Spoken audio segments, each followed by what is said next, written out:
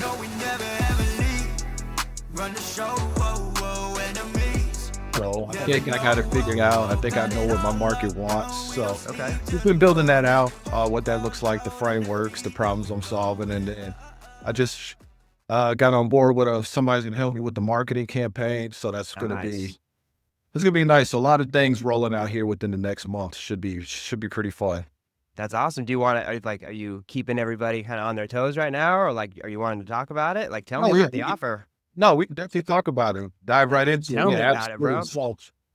So a lot of people don't know me, my background. I'm a personal trainer and sports performance coach. I've worked with athletes for over a decade now, a lot of high level athletes. But my passion has always been psychology and mindset. So last year I became a trauma informed certified coach. And I'm trying to pivot into that and get out of the fitness space altogether. And as I was Wait, what's that phrase again? Trauma informed. certified trauma informed coach. So essentially, Fit that's on a a fancy business way. card? I know, right? That's a fancy way of going. Essentially, when people are dealing with recurring challenges in their life, or maybe they've been diagnosed with PTSD or some sort of abuse growing up, is I'm certified to help people coach them through that process to help them clear that in their nervous system, reframe their subconscious thinking around what happened so that certain things don't trigger them anymore. So they're not bringing past trauma into future situations, right? So it's been a big part of my healing journey. So I want to pay that forward and help more people with this. But my market they weren't responding to that message. So go get back to the drawing board. Like, okay, how can I do this, but get it in front of my audience? And I'm like, well, why don't I combine the two? Why don't I combine fitness training, and this sort of mindset coaching? Because most online fitness coaching programs have mindset training, which is very vague. So now I'm like, bingo, here we go. Because a lot of people who struggle with their fitness programs, struggle with nutrition and things like that, they have trauma, they have stories that they tell themselves that sabotage their behavior, right? So I have the training to help remove the self-sabotage and limiting beliefs that's keeping them stuck where they're at, but also the program that they need to get the best physical results out of it too. So combining the two, now I'm setting people up for long-term success so they can look their best, feel their best, and sustain the results instead of losing 20 pounds and then putting on 30, 3-4 months later, which tends to happen. So I'm like, got it. Right. So what I'm doing is, just to narrow down the niche, is I'm working with men over 40 who have tried other programs. They tried personal training. They tried maybe CrossFit. They tried other modalities. Just not working for them. There's just nothing seems to work. So I'm trying to help them reach their fitness goals, but I'm going to address the thing that's holding them back, which is their stress and their trauma. So they combine the two. So how it's going to work is that, they're going to tell me whatever their fitness goal is. They want to build muscle, lose fat, whatever that is. I'm going to write that program out. But knowing what I know about how the body holds trauma, I'm going to design their program around that so they can release that trauma out of their physical body. And they have to do one-on-one coaching session with me a week, where we'll go through a process, whether it's current stress or past stress, whatever it is, some sort of mindset coaching call for 1 hour that's going to clear their nervous system, reframe all that. So now we're getting the trauma out of their mind and out of their body while working on their physical, whatever their physical goal is. So we're talking full mind-body transformation. Yeah. Yeah. So you're like biohacking the human reward system by saying, hey, we're not only going to get you in the best shape of your life, but we're going to build a program around this fitness exercise that's going to help you release some of the trauma so you can keep going and reward yourself by feeling you feel better, you look better. Absolutely. It's And so it's smart. going to carry over to everything else. Yeah. Exactly. Dude, this is so much bigger than what you had before when we were working together a few months ago. This is it. So how does somebody, how do you go about tricking the reward system and designing a system that can help somebody relieve stress as well as work out and things like that? What's the details? Yeah, so absolutely. Great question. First, it starts with me understanding their story and what their current struggles have been. And Okay. I identify what are the recurring struggles that seem to keep showing up. Okay. Then I have them do like a body scan. So all trainers will ask, about injury history, stuff like that. So I'm gonna, hey, what are you feeling tense in your hamstrings, your shoulders, your hips? That's gonna tell me a lot in conjunction with their story of where they're holding these things, and they may not even realize like it's that tension is from that.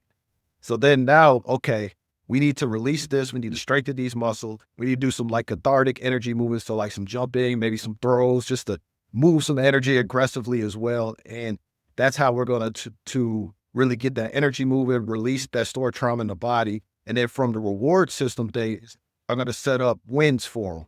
Whether it's, they hit the 3 workouts that week, we're going to celebrate that.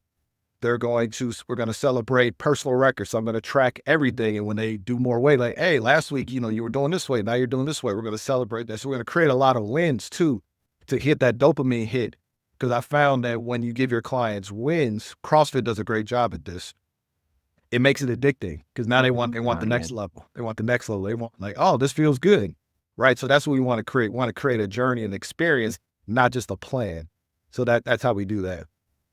Man, that it's so simple when you say it out loud like that. You're like, yeah, of course. Shaking my head like, yeah, duh.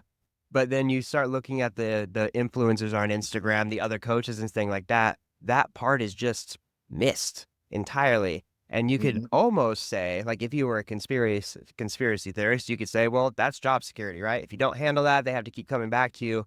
But what you can do is get somebody in the best shape of their life, teach them how to keep it there, and your business is just going to thrive based off the referrals that come in because of that. And you're really going to change the world by doing this. Absolutely. I think before we go a little bit further, let's go into your background a little bit because people don't know who you are, and that's a problem. We gotta fix that because you're gonna help so many people. So give me a little bit about your background, who you are, and how you got into this in the first place. Yeah, definitely. So my journey started in childhood. I was an athlete. Football's always been my first love. I played football since I was 7 years old. When I was a kid, I played all sports. My mom signed me up for everything. I played football, ran track, baseball, basketball, all the major sports. I just always loved football, and it was always my dream to play college football. Okay. And problem was I was a skinny kid, very skinny, had a hard time gaining weight. I was fast, I could jump, but I wasn't big. And football size matters. When I was 16 years old, I started lifting weights, and I just became addicted to the weight room. And I'm like, okay, I like this, I love this, I love getting stronger, and I just became so obsessed because I'm like, okay, this is what's going to help me play sports in college. And this was back in 2001, so we're a long time ago. We didn't really have Google and stuff back then like we have now. So I would go to the library and I would read Muscle Fitness magazine, Flex magazine, Arnold Schwarzenegger's book, The Encyclopedia of Strength Training or Bodybuilding. And I'd be in the card catalog just looking for any sort of training, workout book, nutrition book that I can. I would just study everything about working out and nutrition, even at a young age of 16 years old. And I just was dedicated. And fast forward a few years when I graduated high school, I went to college. My freshman year, I ran track and field and I played football. Even though I was better at track because I was really fast, I just wanted to play football. Yeah. I just exactly. I just love the game. So after my freshman year, I quit track, and I just played football. I just focused on football. So I'm attending University of Illinois, and I'm on the football team. I was a walk-on because then again, I was recruited for track, and I made the switch to football. So I wasn't on football scholarship, but my mindset was I could earn a scholarship. I could go to the NFL. So I just became obsessed. I was the Mamba mentality before Kobe Bryant created it. I was the first in the weight room, the last to leave. If I couldn't sleep at night, I would just go out and run routes in the middle of the night. Like I was that obsessed to get to my dream in the NFL. So fast forward to the end of college. My senior year, we actually played USC in the Rose Bowl. We got beat pretty badly, but it was a cool experience. But I'm like, I think I could go play professional. And I did some like small, like kind of semi-pro trials just to see like what my athletic numbers would look like. And if it was a pipe dream, because everybody thinks they can go to the league, but very few even sniff the NFL. But my very first workout, I tested so well athletically. I was like, okay, this is a reality. I can do this. So then I went to some bigger, they call them pro days. Went to an NFL pro day. I did really well. I ran 4.3, 40-yard dash, 43-inch vertical, 225-pound bench press, 20 reps, 11-foot broad jumps. I tested like across the chart. So I'm like, okay, this, like, I'm gonna get my shot. And I did ultimately. I did get a shot. Not to get into the whole story. That could be a whole nother hour, but I did get a shot with the New Orleans Saints. But I got injured and I got let go. Because when you're an undrafted guy, you don't get very, very many chances. A lot of people don't know this. Like if you get at that level when you're like a nobody, you get injured, what they do is they'll rehab you. Moment you step on the practice field, they let you go. That's just how it goes.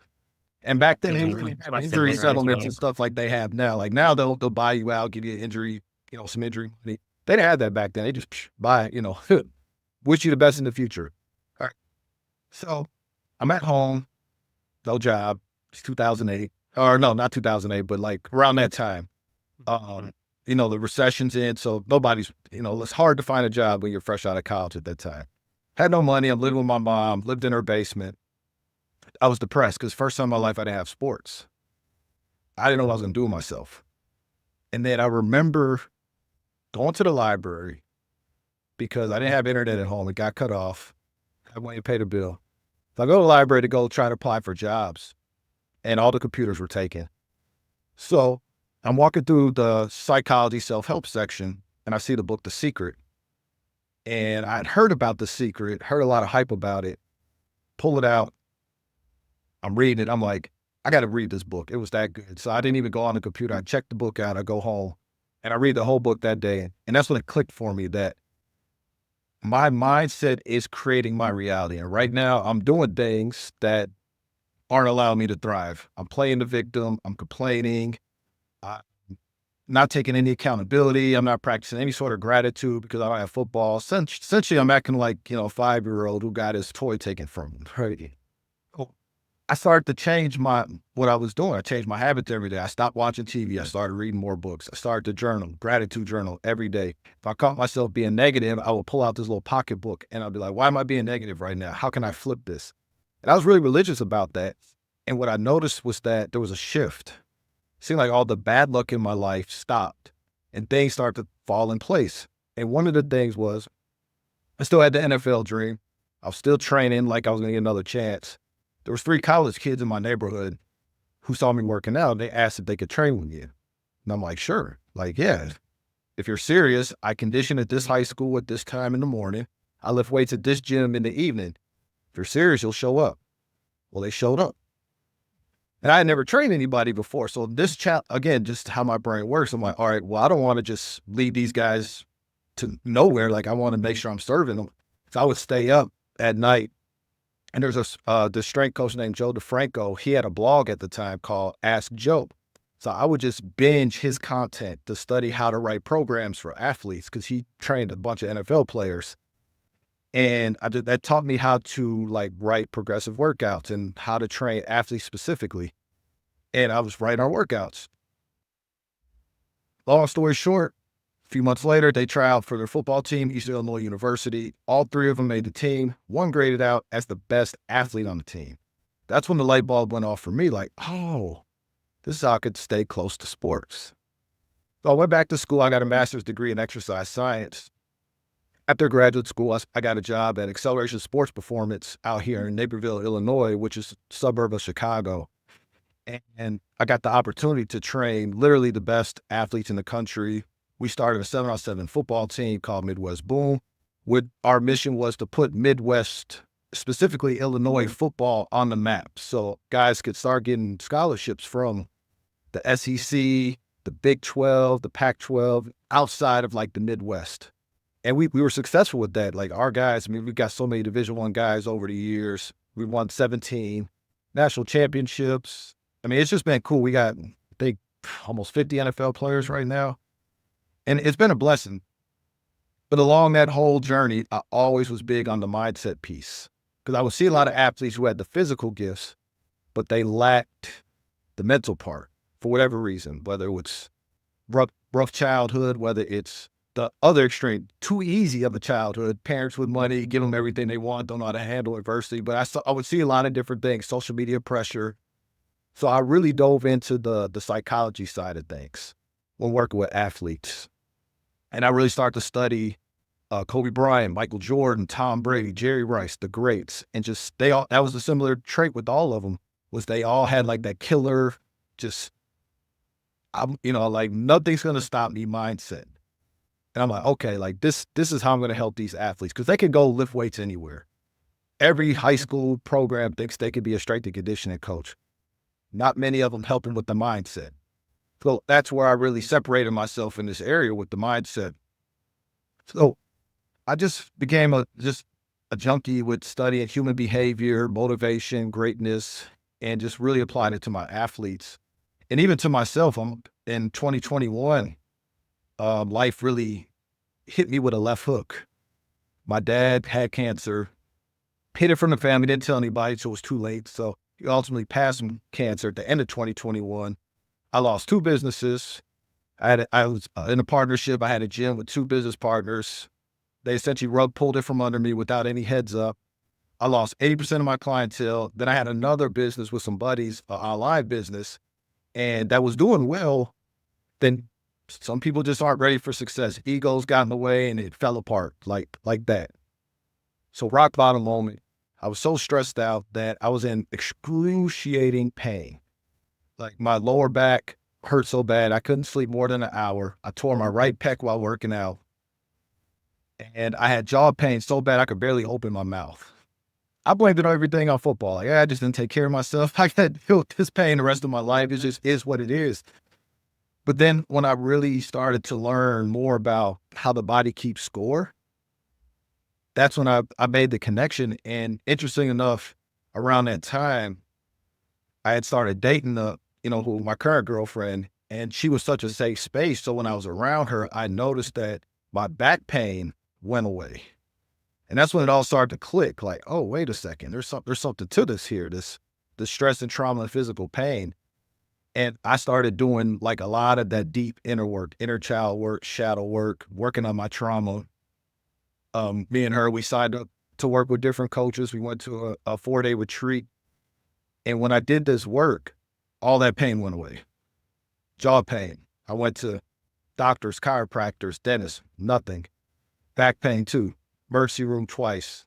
Physical therapy, spinal specialists, chiropractors, no improvement. When I did that work, pain was gone. And not only that, everything in my life changed. So now it really started to connect all these dots. I'm like, okay, this is what I want to help people with, especially men, because men, it's mental health.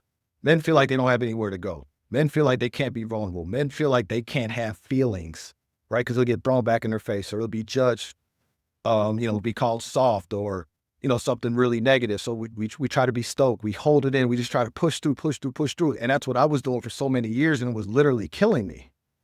So now I became passionate, like, okay, this is my mission. I want to help in this space. And that's why I wanted to pivot out of fitness, because I was really so focused on this part of the healing process that it took me to create offers around that flopped, to be like, all right, let's backtrack a little bit here. Maybe there's more I'm missing to this puzzle. And that's when it clicked to combine both, because I was thinking about my physical pain and how when I released the trauma, the pain went away. So I'm like, okay, now I can create something that nobody else is doing, and they could get not only the body and the strength that they want and their health in order, but also heal this inner world too, which is going to just change the rest of their life. So that's my journey. A lot of ups and downs and a lot of repivoting, but it was all for my greater good. Yeah. It really sounds like you are a true product of your environment. Like everything that you have gone through up until this moment seems like it's just aligned in your business. And that was kind of the missing piece. Like there was just a big part of you that was missing. once you conquered that challenge, you figured out what that was, and then now you applied that to what your business was, which was suffering. Like, oh, this is what I'm here for. And those pieces just click together. You brought up a couple things through the story that are very, very true to the show. And the first thing that I want to talk about is victimhood mentality. There is Mm. so much noise around this space, and it's been such a politicized word as well. And I think people have kind of lost what that means. And automatically, when they hear that they're a victim or that somebody else is a victim, they put up this huge wall and immediately shut down. So can you talk a little bit about like what victimhood mentality really is and what can we do to recognize when we're doing that to ourselves? Yeah, absolutely. Victimhood mentality is, from my experience, it's a trauma response.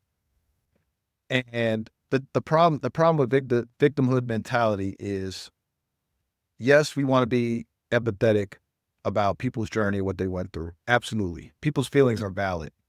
However, these things that happen to us, to reframe that, are happening for us. They're lessons in this. This is medicine for us. Not to say that anybody deserves to go through something really messed up, right? I'm not saying that. But I've heard people who've had just the worst things that have happened to them, and they turned it into something great. We all have that capability. But the problem is that the social media made this very easy, is that we can play victim, or we can talk about our experience. All means play victim. We can talk about our negative experience and why we feel this way, but go to social media for comfort, because that content will resonate with other people going through something similar. And instead of actually learning the lesson and moving forward from it, it's easy to just sit in the story, because now we're getting validated by comments and likes from sometimes from people we don't even know, but they're going through something too. And they're coddling it. So it gets easy to sit in the story, and the way the mind works, the ego wants to keep us safe. So we're feeling comfort in getting validated in the story. It actually becomes quite scary to do something different to change it. The ego doesn't want to let that story go. It just feels better to stay mad or sad or whatever negative story you're sitting in than actually look that bully in the face, punch him a few times, and break through it. And that's been a lost art, because we're in a society where feelings are talked about a lot more, and trauma is a big word out there right now as well. But they're missing that piece. Is like, yes, this is real, but it's not there for you to just sit and wallow in it either. It's there for you. Pain is a part of the process of growth. Pain is one of our biggest motivators. That pain is there to, like, hey, address this. If you injure something, right? If I elbow somebody in the face and my elbow hurts, it hurts for a reason. It's something is wrong here. Address it. Put some ice on it. Elevate it. Wrap it up so it can heal and come back strong or stronger. But it just requires the attention. If I hit something, I don't feel anything, well, then I'm not going to, it's just going to sit there. And that's what most people do. They just try to numb themselves with coping mechanisms so they could sit in the store, social media, drinking, porn, whatever it is for them. Instead of just addressing that pain and sitting in those feelings, because it hurts. It really hurts. And it takes a great deal of strength to work through that. But I'm telling you, just from my own journey and people I've worked with, when you can work through that pain, the other side is so much better. It's so freeing. But if you allow yourself to stay attached to that story, you're going to always tell your subconscious it's okay to be the victim. And our brain, the way it works, if that's the story we're telling ourselves, we're going to seek more evidence of that to prove that we're doing the right thing. For a lot of people, that's the validation on social media. Yeah, I like how you started that out by saying, yes, your feelings are valid, but you are also responsible for those feelings. It's nobody else's responsibility to take care of them, to nurture you, to coddle those things that you are feeling. So ultimately, those are just your experience. And I don't mean to say just your experiences by like belittling somebody's experience, but they are just your experiences, and they're just a pain that you have to learn to overcome. And most likely, whether you believe in God or the universe or whatever, most likely whatever it is that's out there that's kind of pulling the strings, puts you in that situation for you to grow past it. And everything that you want, from what we heard from the last couple podcasts that we've done, is that as soon as you overcome that thing, it's always one thing too. It's always one big thing. I was bullied in high school. I had this doctor do horrible things, whatever it was. It's always one thing. What everything that you want to accomplish is on the other side of that thing, even though it's scary and unknown. Yeah, absolutely. And I tell people your brain would rather stay in a familiar hell than move towards an unfamiliar heaven. Ooh.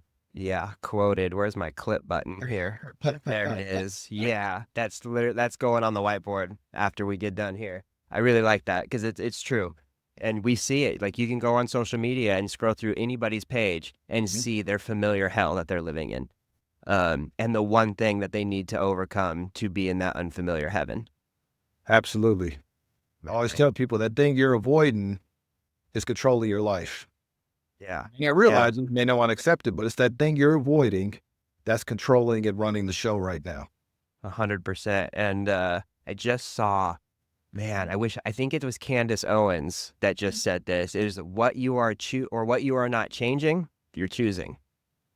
Facts. Oh, okay, Candace, I'm done with the internet for the day. I hear you, girl. And it's true though. You know, like the things that you're choosing to avoid, whether it's a drinking problem or whatever it is, the thing that you're not doing, you're choosing by default. It's your fault. And it sucks sometimes. And most of us were grown up by parents saying that nothing is our fault, that you are special, that you were grown up, especially my generation. Millennials, we were just overly coddled. And then by the time we hit our 20s, we weren't sure what the hell the real world was. And it was like, wait a minute. We went one of two directions. The direction of like entrepreneurship, bettering ourselves, the toxic, almost to the point of toxic masculinity, because we were coddled so much that we just rejected it, or we just fed into it and became a victim. Yeah. And I think that's like the biggest problem that my generation faces right now is how do we get from one side of the extreme to somewhere in the middle? Yeah, that's the $1 million question, right? How do we get back to the middle? It's always the pendulum likes to swing one extreme. How do we find that balance in the middle? Absolutely. How do you think we do that?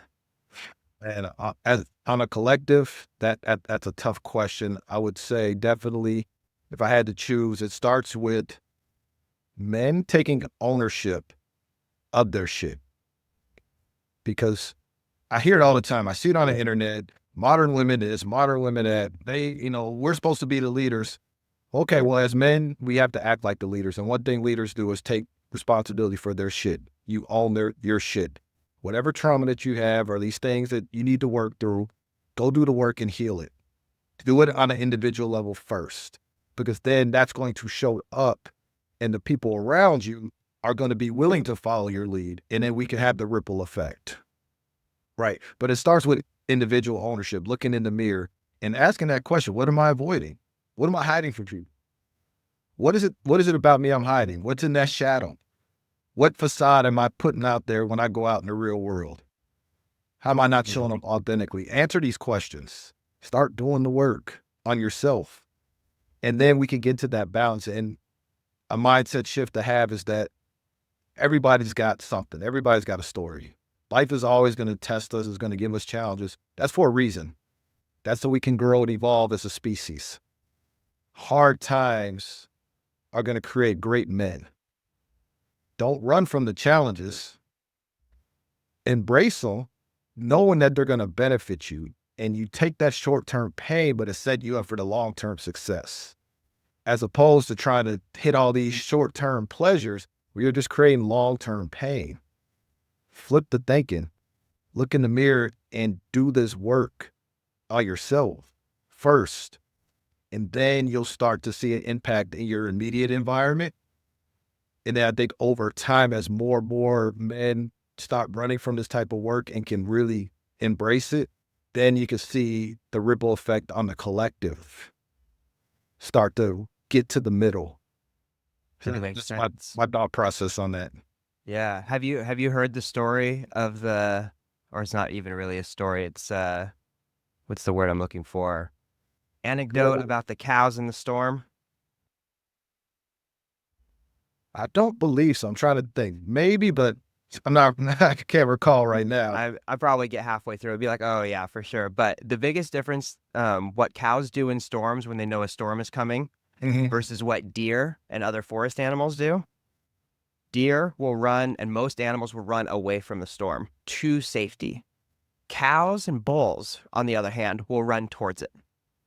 And the Oh, reason that they do that is because they know from generations of living on this planet that the sun is on the other side of that storm and that you cannot outrun it, no matter how far you right. go. It's impossible. All you are is putting a little bit of temporary comfort on getting out of the rain right now, but it's coming. I love that. Actually, surprised I never heard that before. I love that. I mean, I'm sure I butchered the story. I will find the real one, the full thing, and post it in the show notes. But I like the idea of that a lot. It's like, do you want to be a bull? Do you want to be an animal or a deer? And it's Mm. like how the bull handles it, just runs through it, doesn't think as a herd, run right into that rain, right into the storm, whatever it is. And they always find the sunshine on the other side. Yeah. It's like the Navy SEALs say, embrace the suck. Yeah. You're not going anywhere. You're going to be Yeah. challenged one way or another. So you might as well embrace those challenges that are going to level you up and improve your life instead of spending your life running and getting bullied Yeah. in life. And again, that goes back into playing victimhood because you're going to think life is unfair. Why do these things keep happening to me? Well, when you build the mental muscles and embrace challenges head on, it's like a buddy I have. And like, dude, like I'm so happy with my life right now. Like I'm so happy. And he's like, I look at life different than most people because I don't have any problems. I'm like, you don't have any problems. He's like, no. What I mean by that is I embrace challenges. I look at every challenge as a way to get my brain thinking like, okay, how can I figure this out? I approach every challenge with curiosity and it's a game to me. It's fun.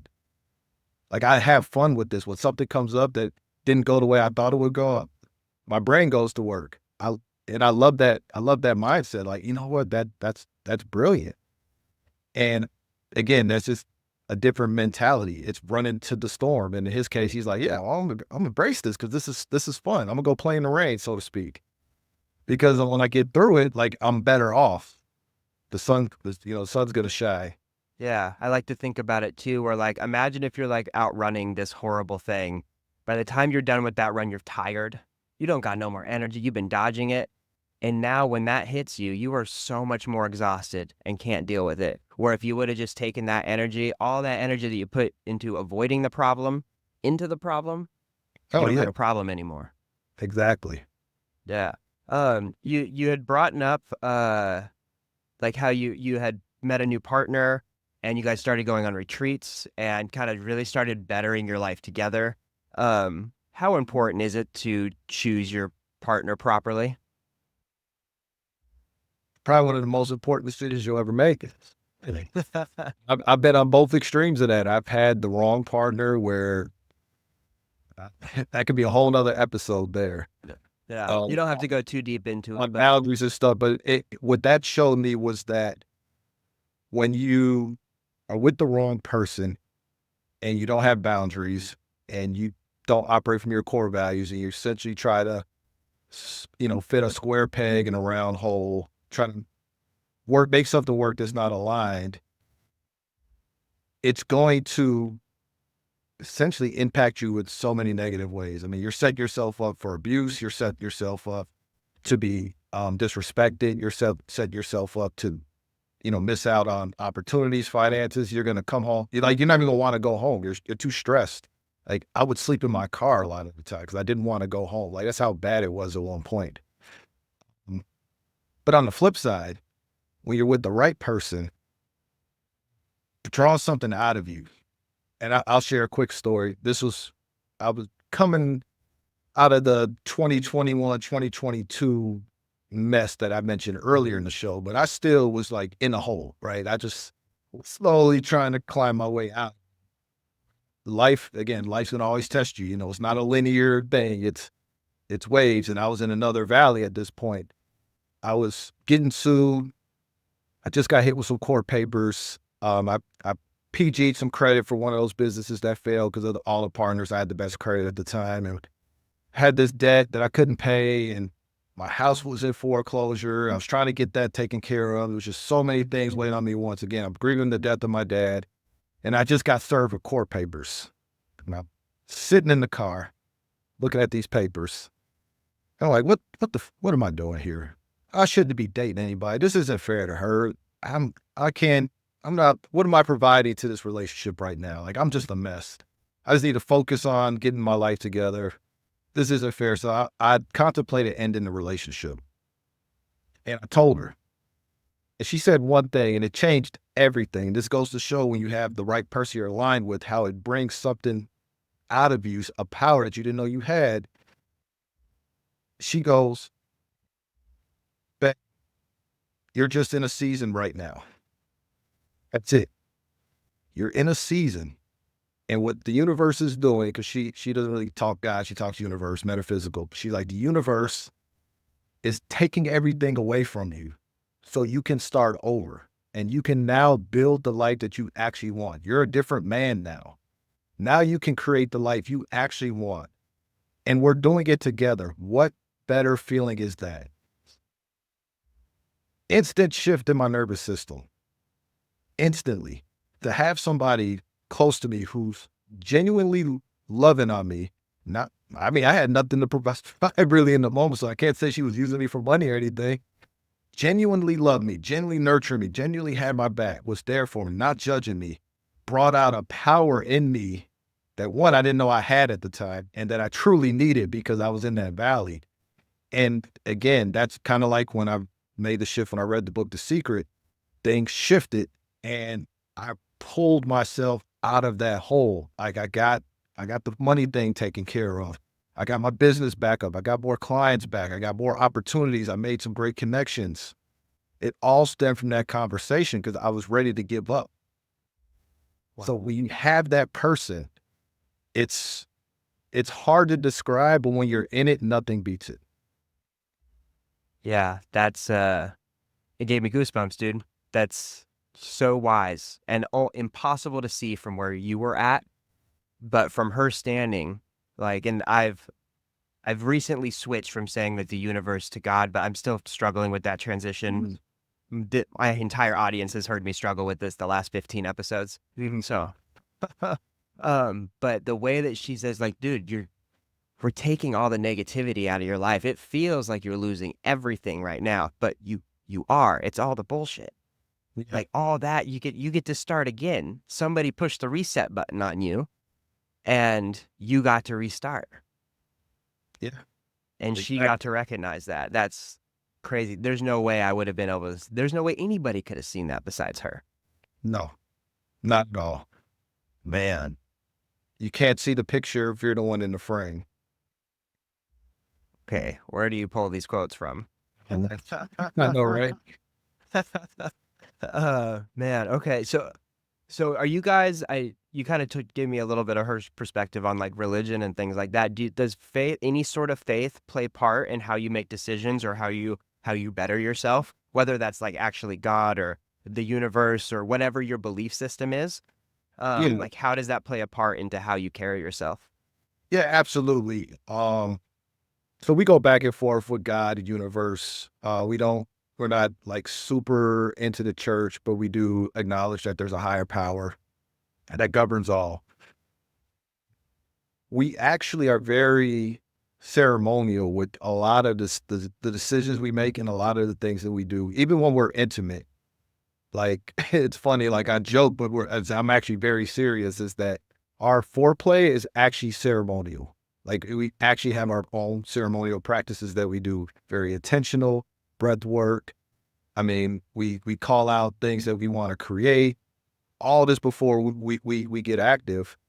And it's got to get into that space was such a surreal, again, it's hard to explain until you experience it, but it's like next level sort of magic, right? That's the way I can just call it, magic. Like imagine like somebody, like people go to mushroom journeys to try to experience this level of like heightened consciousness, but we're very ceremonial about it, where we don't need to tap into, plant medicine.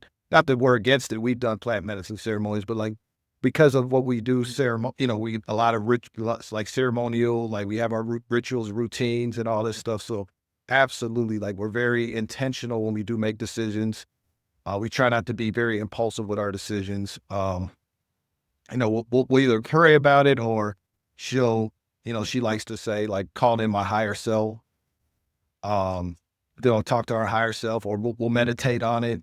We'll do some breath work, and we'll just meditate, sit in quiet time, see what drops in, stuff like that. So absolutely, there's a big spiritual component in our relationship. And I will say why it works for us is because how we see it, we're aligned. It's not like she's super like Bible toting, church going every Sunday and purely metaphysical. That won't work. There'd be a lot of friction, a lot of it's just not aligned. We're aligned there. So that's really important too, is when you do pick your partner, the faith question, which you asked, was a great question, because that needs to be aligned. Because again, if the faiths are different, that's going to create a hurdle that you have to overcome. And if you can't get it aligned, it's going to make a big impact in the relationship. But if it's aligned, you're seeing things eye to eye in that area, you could come together and, again, have your own spiritual process, whether it's prayer, pastors, whatever works for you all,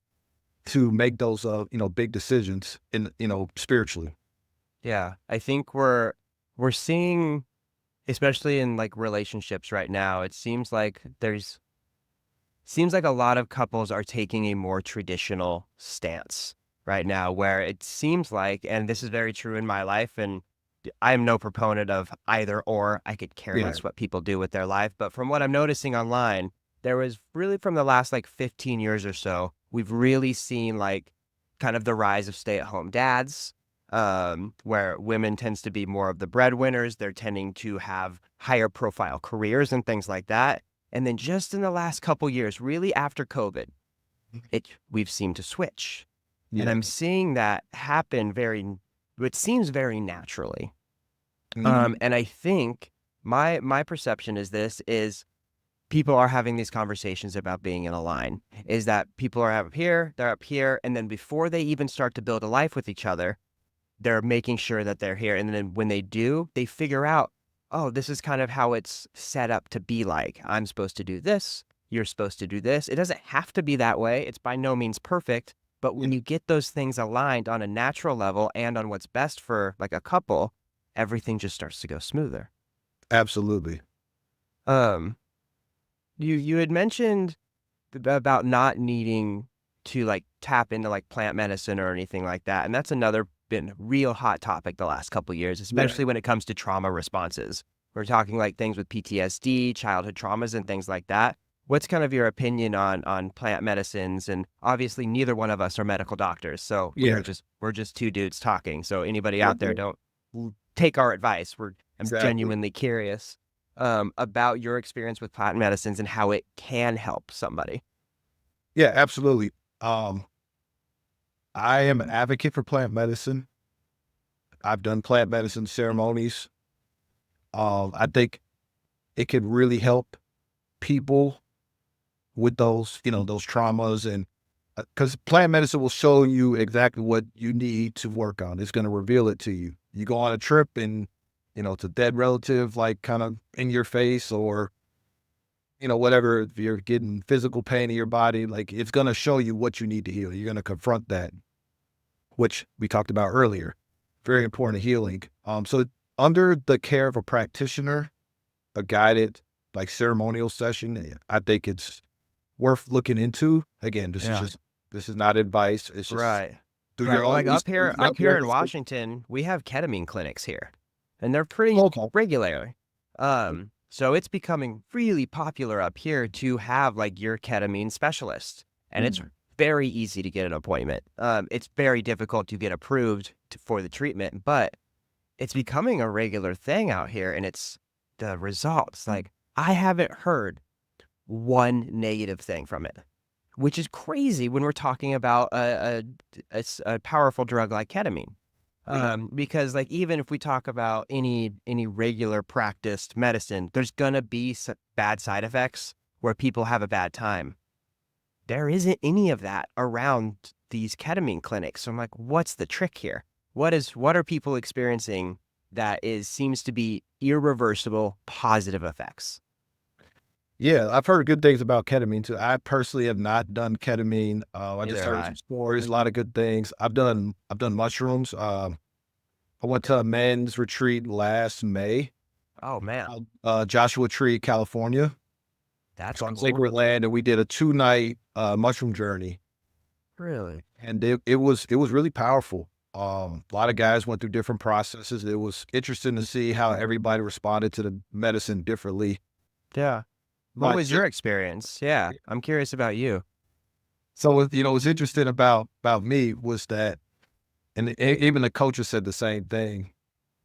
I had zero mental trip at all. I was Really? 100% normal mentally. I might as well have popped some Flintstone vitamins in that area, but my body had somatic release. So day one, it was like I had Parkinson's disease. If the best way I could kind of describe it was like my body would like, it's like Kind of jerk. breaking move. Wasn't anything scary, but it was just moving in different ways. Second night, it felt like these two big spiritual hands were grabbing my body and stretching me in literally like 1,000 different positions. Like it was so crazy. Like literally felt like a spiritual chiropractic adjustment. Best way I could describe it. Like I'm stretching and moving and twisting in ways because I'm not really a flexible guy, but it was opening my hips up, my back, traction in my neck. Like I'm telling you, like I literally walked out at a retreat an inch taller after that. And again, going back to me and a lot of my healing journey and the mind body connection, I was holding a lot of trauma in my body still. I did a lot of things with reframing the stories and all that good stuff.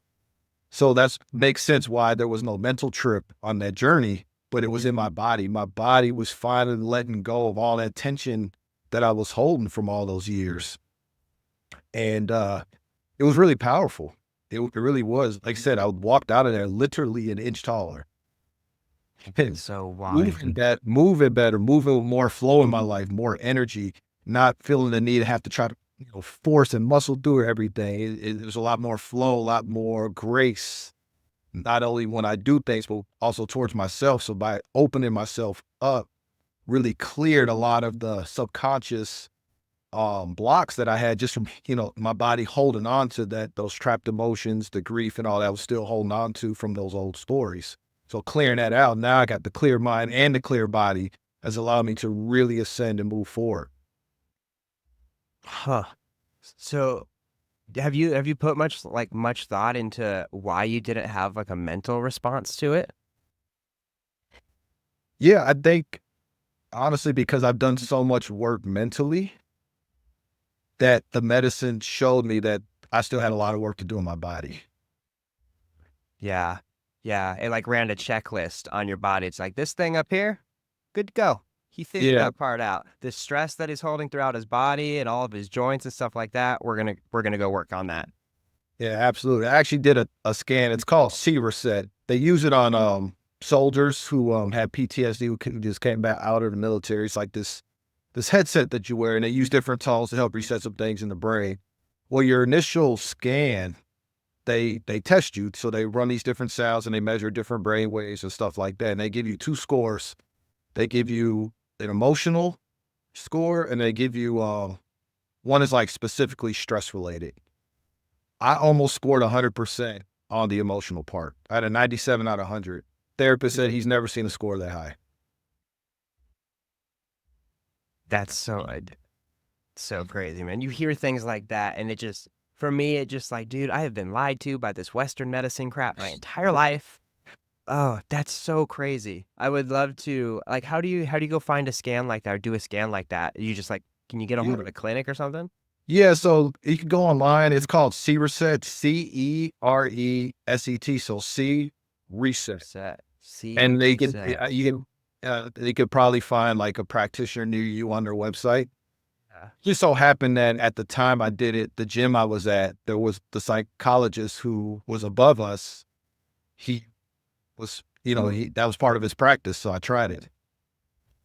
I didn't do the whole protocol, but I did at least a scan just to see what my results would be. Yeah, 97%.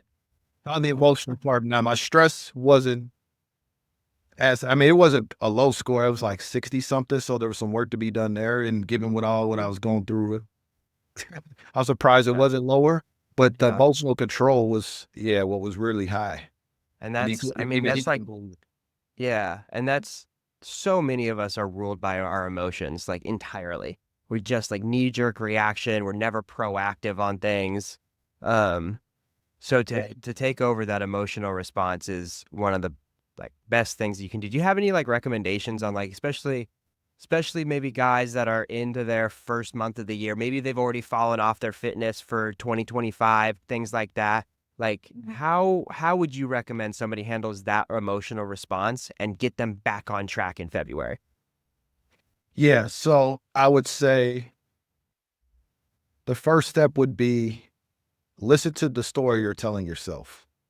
For example, if you've fallen off, what are you telling yourself? Are you telling yourself you're no good? Are you shaming yourself? Like, "Ah, I should be better. I'm such a fat ass. I'm so lazy." Or are you making like the excuses, right? Figure out what that story is, because that story is the reason why you're not going. If you're shaming yourself for not going, you're probably still not going to go because you're telling your subconscious, like, yeah, I am lazy. I need to work out. I'm lazy. Because the subconscious is just going to hold what you feed it. So if you're shaming yourself, you're probably not going to change the behavior. Now, there's some guys who can kind of flip that switch and they need that negative self-talk, but the majority, that's not how that's going to work. It's just going to feed into the story that you don't need to go back, right? So what we need to do is we need to identify the story. And we need to challenge it. Like, is this true? Is this story absolutely without a doubt true? The answer is usually no, it's not true. But we got to challenge that belief. We got to challenge that story. And let's separate the fact from the story. And the fact really is like, okay, I can go to the gym today, or I could go back tomorrow, one day at a time. Yeah. You know, so you separate the fact from the feeling. And then for me, I always tell people that one day at a time approach. One day. Yeah. If you don't feel like going, break it down to one set. So I have my days where I don't feel like going to the gym, and I'll tell myself, I'm going to go, I'm going to do one set. And if I still feel this way, I get to go home. Yep. One set. And I'll say it again, like, okay, I'm going to do another set. If I feel like going home, I'll go home. That approach, 9 times out of 10, I get my whole workout in. Yeah. Yeah. One of my, when I was first getting back into fitness after, like, I was a high school athlete and things like that, got out of the gym after high school, like everybody else did. And when I was finally getting back into it, my thing to myself on days that I didn't want to go to the gym is just get to the parking lot. If you get to the parking lot, you can turn around and go home. Yeah, It's exactly. fine. You like, don't even bring water with you, dude. Like, fine. Just get to the parking lot, go home. And every time I got there, I was like, well, dude, I'm here. Yeah.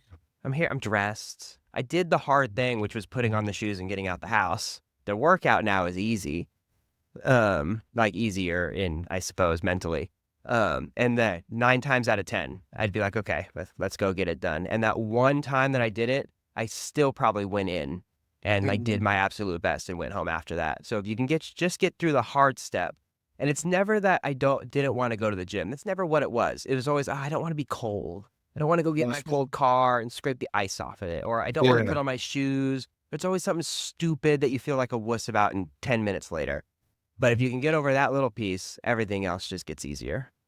Absolutely. And I would just add to it, when you do go back that first time, say you missed a week, celebrate that you went back. Create Wow. that win. That's how you're going to release that dopamine to want to do it again.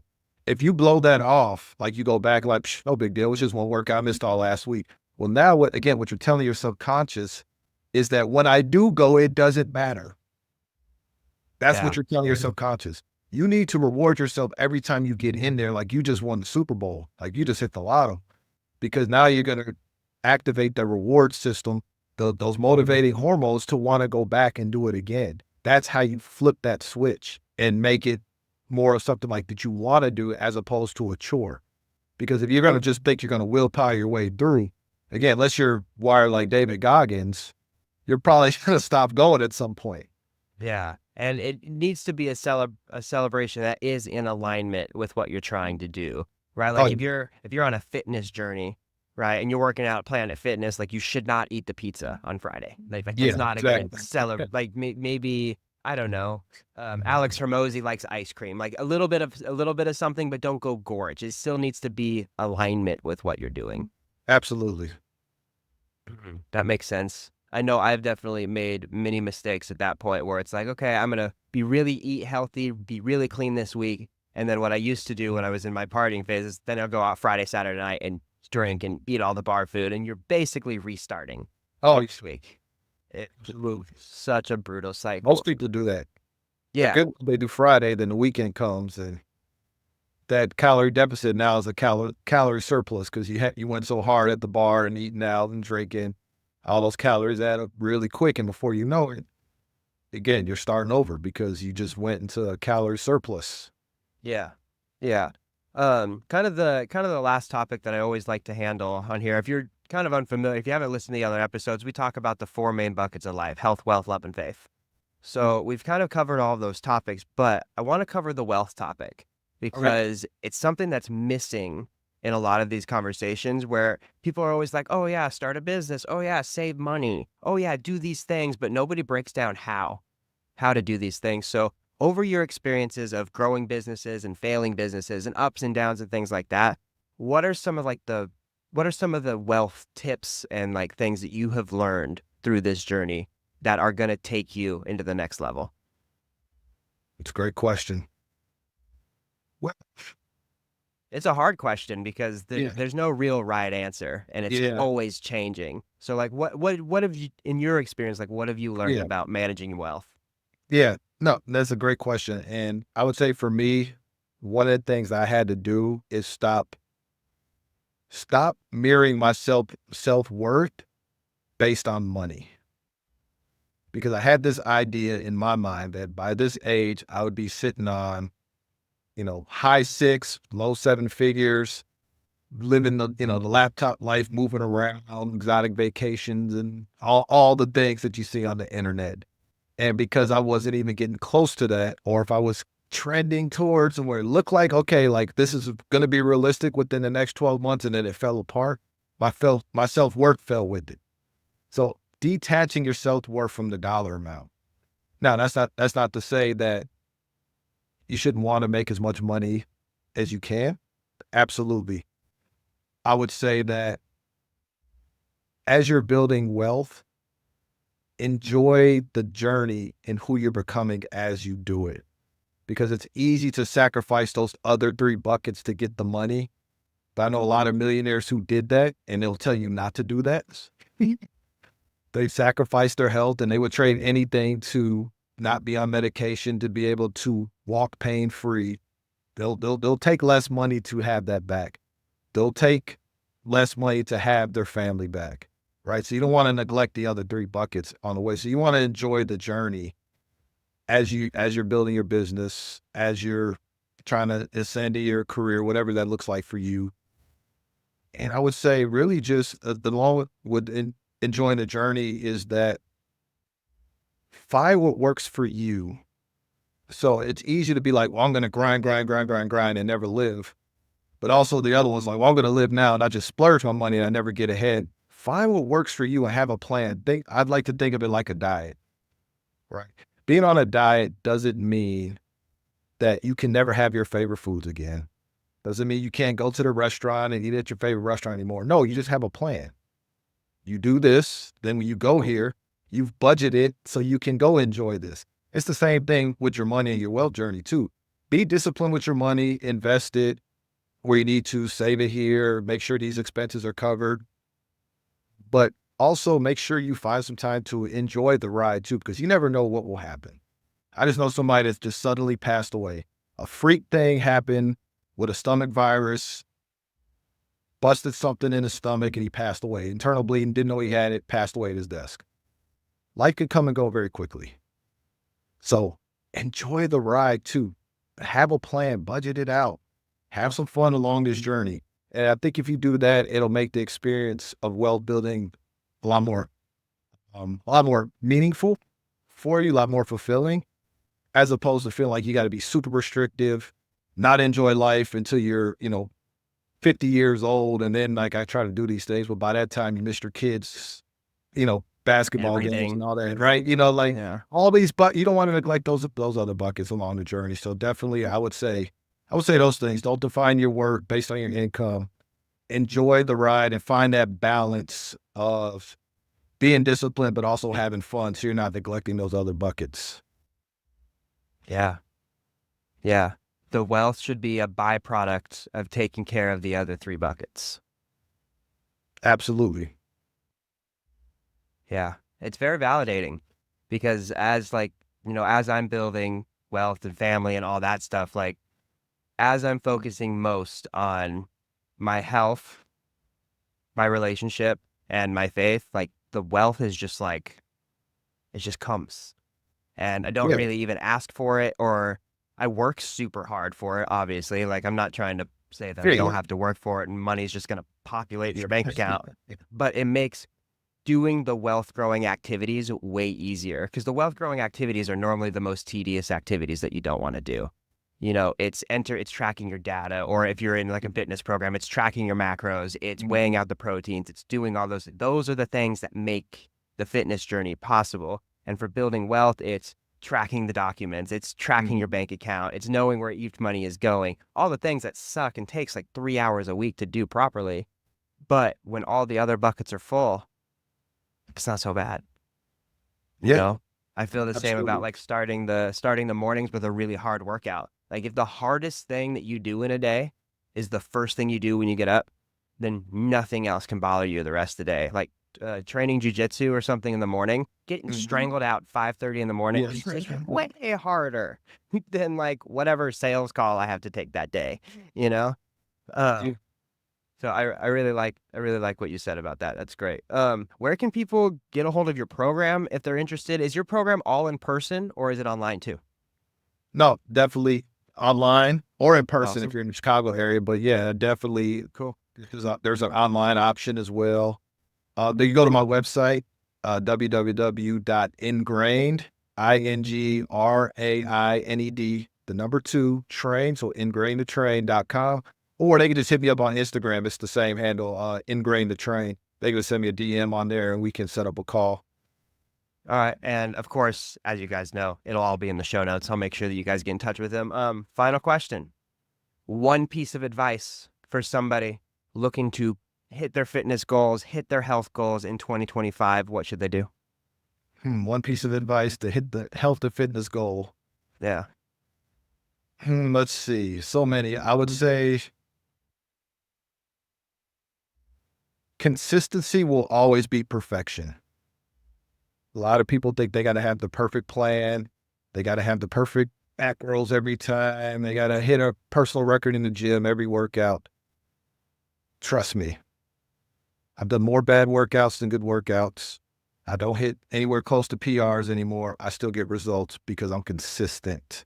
And my clients is the same thing. So just be consistent. Some days you're going to feel great. You're going to crush your workout. Other days you're barely going to make it through. But what's important is that you showed up. Keep showing up. Your body will thank you for it.